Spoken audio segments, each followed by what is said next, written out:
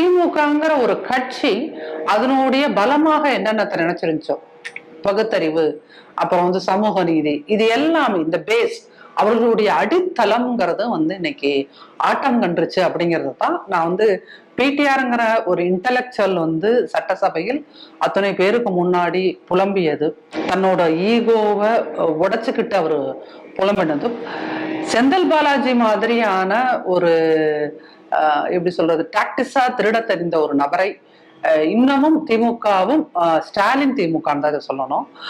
ஸ்டாலின், ஏன்னா ஸ்டாலின் திமுக ஸ்டாலின் மட்டும் இருக்க மாட்டார், மற்றவங்க எல்லாருமே இருப்பாங்க, குடும்ப உறுப்பினர்கள் தான் கட்சியையும் ஆட்சியையும் நடத்துறாங்க. ஸோ இது எல்லாமே அதைத்தான் காட்டுது அப்படிங்கிறது. திருட தெரிஞ்சா நீங்க இருங்க, சிம்பிளா சொல்லணும்னா செந்தில் பாலாஜி மாதிரி திருட தெரிஞ்சா கட்சியில இரு, நீ பிடிஆர் மாதிரி ரொம்ப இன்டெலெக்சுவலா இருக்கிறது, நேர்மையா இருக்கிறதுனா உனக்கு இங்க இடம் இல்லை.